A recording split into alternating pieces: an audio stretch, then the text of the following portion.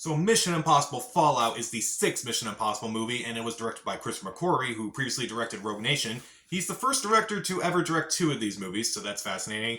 Once again, features Tom Cruise, Ving Rhames, Simon Pegg, uh, Michelle Monaghan, Rebecca Ferguson, Alec Baldwin, and features some new faces, including Henry Cavill, Angela Bassett, Vanessa Kirby. And this time around, following a mission gone wrong, uh, Ethan and his team, they have to track down these weapons that were stolen by these bad guys known as the Apostles, and with the help of Henry Cavill's character, they try to track him down.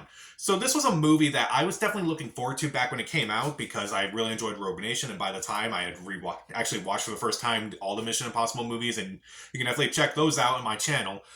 This is a movie that I was definitely looking forward to because I really enjoyed the last movie, and it kind of seemed like the Mission Impossible movies were kind of like on a good trajectory of like actually making great movies and actually making really good action movies in general. It's kind of interested to see how they would top Rogue Nation. Man, did they top it. This movie is incredible. This is my favorite Mission Impossible movie, without a doubt. And I still get really excited whenever I watch this movie. So this movie, I think, is a lot of fun. I think the action's great, but surprisingly, the emotional component of this movie works in this movie quite well. So what works in this movie? Honestly, the acting is probably the best that's been in any of these movies. Tom Cruise is really great in this movie. Arguably his best performance. You definitely feel like he takes on a lot more in this movie, and you can definitely see the toll that's kind of taken on him by this movie.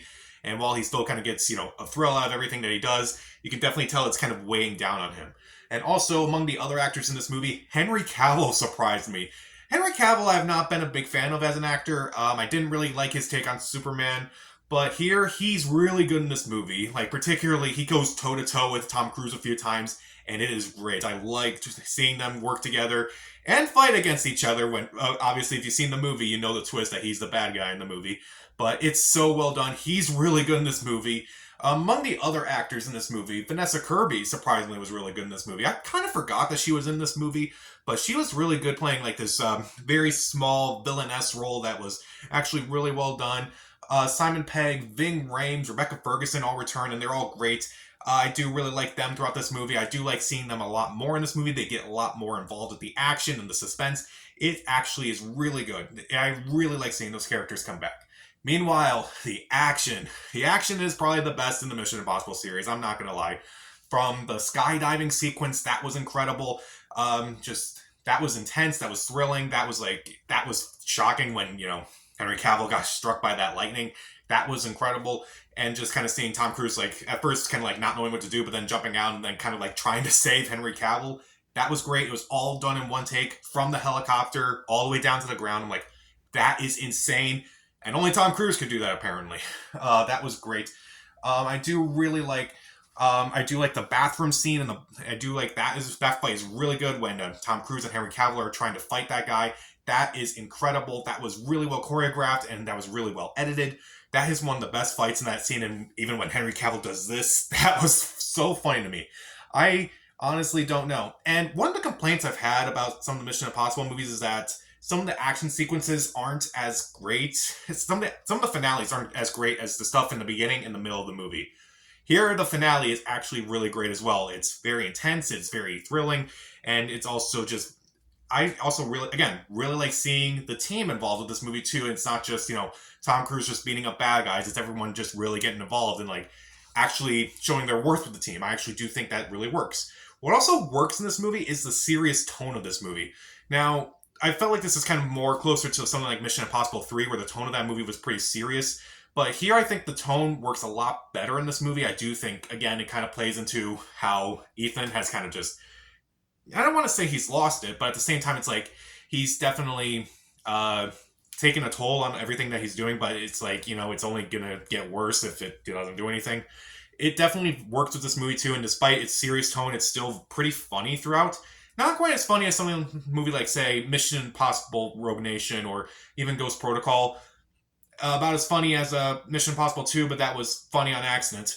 But it still made me laugh in points, but maybe like not to the point where it's like, okay, they're still trying to take that tone seriously enough to the point where it's like, this is a more serious movie overall. Also, again, everyone getting involved, I really enjoyed that. And also, surprisingly, the movie is a lot more susceptible to like the pain and torment that these characters kind of go through. which I feel like that may not be great, but it's like you can at least tell that they're human. They get hurt a lot more, and they actually feel that. Again, this was the movie that Tom Cruise actually broke his ankle while making because he was doing an insane stunt, and surprisingly, they kept it in the movie. I'm surprised Tom Cruise would allow that, honestly. Like, again, he didn't direct the movie, Christopher McQuarrie did, but it's still surprising me to the point where I'm like, you actually allowed that to happen. It's like, okay, that kind of makes sense. It's really cool. But like they're more susceptible to pain. In this movie, Tom Cruise actually shows that he's actually shorter than someone like Henry Cavill. It's definitely kind of like with Top Gun Maverick. It's like, we're trying to make it seem like maybe we're not as big as we used to be, but at the same time, it's like, we still try to make an impact in some way. And this movie definitely did. Is there anything about this movie that I kind of don't like? Well, in the mission, it's mostly just nitpicks, if I'm being honest. One, Angela Bassett. A great actress. She's great in anything she appears in, but you could have used her a lot more in this movie, if I'm being honest. You used Alec Baldwin a lot in this movie. Why not her? Also, I know that a lot of these Mission Impossible movies kind of do that whole reveal where they reveal the face and it's like they take off the mask and it reveals who they really are. Yeah, this one is a bit too far. Like, they actually had Wolf Blitzer appear in this movie as someone who's reporting about the sequence that happened in the opening of the movie. And it also kind of doesn't really make sense because they're like, okay, fine, we'll read the manifest. And then Wolf Blitzer's like, wait, we have the manifesto right here. And how did the bad guy not figure out that was all a scheme? Like, seriously. And also, how did Simon Pegg get his voice to make it sound like Wolf Blitzer? How does that happen? Obviously, I know Wolf Blitzer actually came in and did that, but I'm just thinking, it's like, how did Benji do that? Like, that kind of seems like a stretch too far, if I'm being honest. It made me kind of think about this whole recurring joke that they do in all these movies, and I'm like, is this really a good idea, or is it like not? Is it too far? And it's like, it doesn't matter because I'm still having a great time with the movie. The action's fun. The acting is really good. It's actually a lot more human than a lot of these other Mission Impossible movies. I do like the teamwork in this movie. I do like the tone of this movie. It's still fun overall. It's still thrilling. It's still exciting. And I also kind of just like, it's just probably the most human of all the Mission Impossible movies, which is a weird thing to say, but it works. It's actually really effective.